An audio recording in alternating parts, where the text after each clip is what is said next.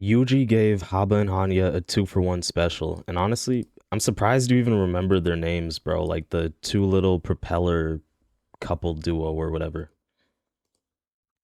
So they all enter their zones, and we finally get to see some more flavorful action. We see a girl and a guy chatting over walkies, and he looks like he's low-key in a hostage situation because she has that boss lady glow while he's just hunched over and apologizing. And all I'ma say is, bro's just like a medieval peasant, just a random NPC peasant. If you see me in that same situation IRL, do not save me. I'm right where I wanna be, buddy. We will find out. Holy simp, bro. Though, as soon as you enter the zone barrier of your choice, it randomly drops you anywhere on the map. Think the Fortnite battle button. Oh yeah, I was just about to say that. People were comparing this shit to Fortnite. But the bus driver picks your landing spot for you and you don't get any say. Interestingly enough, the people that are transported land in one of 9 premeditated spots. So there is a little bit of predictability to it. Unfortunately, the people already in the zone know this as well and decide to spawn camp each spot. So the bottom boy from before peeps Yuji's descent and starts moving like an airplane takeoff guy. Bro, honestly, Jujutsu Kaisen has so many kind of like just funny-ish like memes or funny like stuff that they do. Like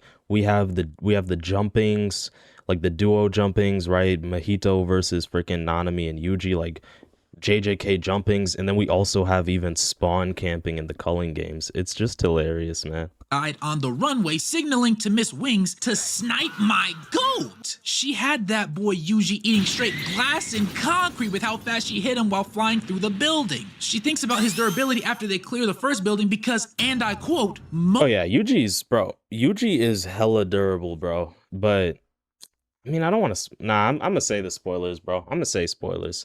You know, because Kenjaku planned everything, right? Yuji was meant to be a vessel for Sukuna. He has hella durability. Most people would be shredded by this, meaning that she's been using the glow stick, bro, to direct her to places so she can splatter noobs all over her body like a bug on a windshield. I take back what I said before. Yes, she is bad, but that is not the type of torture and pain that I thought she was handing out to dudes. Come to find out, after Yuji landed in the next building, she didn't follow and instead called her actual man to regroup because she realized Yuji was simply built different. But do you think Yuji cared? Nope. We trying to find Higuruma, so he went to get the show on the road. Bro knocked her out of the sky and then talked about how easy it was. Just before he could ask her where Higuruma was though, her actual man pulled up to run the fade, and bro got helicopter dreads. Man, I done seen it all. He wants to know what Yuji did to his woman, and Yuji decides that he will just settle for asking him instead. We see the directing grunt is basically watching from buildings away. He reveals that the girl was Hanyu and her man was Hababa. And I couldn't help but thinking about how that name reminded me of Alibaba from Aladdin. I know it's wild to say, but like, Gege's frying me right now. He also realizes that Yuji was familiar and even called him by name when looking. We cut back to Yuji and he faces off against Mr. Helicopter Dreads. And bro grabbed his feet and dragged him down the skyscraper. When they end up in the building, he immediately peeps that Yuji is not about to be free eats. So he doubles down anyways and starts shredding up the hallway. Yuji manages to slip through the blades, but Mr. Helicopter... Honestly,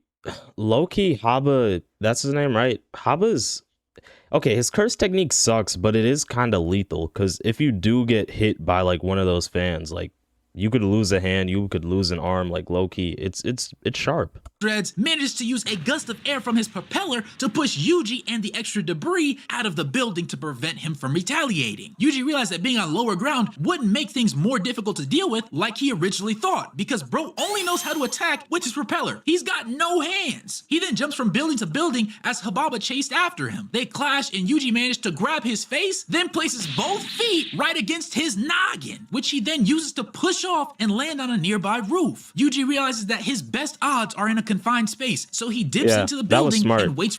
That's just a simple showcasing of Yuji's battle IQ. Like, he doesn't have, like, he's not smart in general, but in battle, you know, he's kind of smart. For him to come crashing through the window. And sure enough, bro came in, dreads first, shredding glass and concrete, talking about turning my guy into a smoothie. But we know how Yuji gets down, and that's not happening. Yuji starts using his brain and aims straight at the top of his sky top. Bro punched him so hard, he collapsed the blades back into his head and had him bouncing like a ping pong ball off the walls. Bro tries to act tough when he gets up, asking Yuji if if he broke his Hey, low key though, yeah, when blood just splurted out of Yuji's like fist or hand, that was kind of crazy. That shows that the other guy is pretty durable, or his propeller head at least. Because you see him bleeding, right? ping pong ball off the walls. Bro tries to act tough We see him bleeding and we immediately think, oh yeah, Yuji's just stronger. when he gets up, asking Yuji if he broke his But then when Yuji's hand also bleeds, it really just emphasizes that Haba, that propeller guy, he was like pretty tough. fist, then tried to gloat about how he was about to lose. Oh, and then here comes the chainsaw man Denji kicking Aki in his balls, bro. So Yuji straightened bro out with a kick to his landing gear. Bro, it had the same bell sound from Chainsaw Man, episode 2 when Denji just spam kicked Aki in his balls, bro. Here, if you catch my drift. And the craziest part is that he didn't actually break his hand. But do me a favor and like the video, smash the subscribe button to join the syndicate, and like I always say, AYC, what you got? Your theme is P. Hey, bro, good video. Yeah, I mean, Yuji soloed them, honestly. I will give a little bit of props to Haba just for him kind of being able to make Yuji's hand bleed. Just kind of emphasizes his durability, or his propeller head's durability. But I mean, yeah, Yuji won. And also, he used a little bit of battle IQ. It wasn't an extreme feat, but you know, get him into a small like a small container, a small space, right? Because low-key, Yuji's kind of crazy for fighting Haba in the air. Like, I think there was this one clip. Hold on. He was just fighting the propeller head guy in the air, and that was kind of risky, especially if he didn't land back onto like a building. What if he deadass just fell? But yeah, props to Yuji, props to Haba.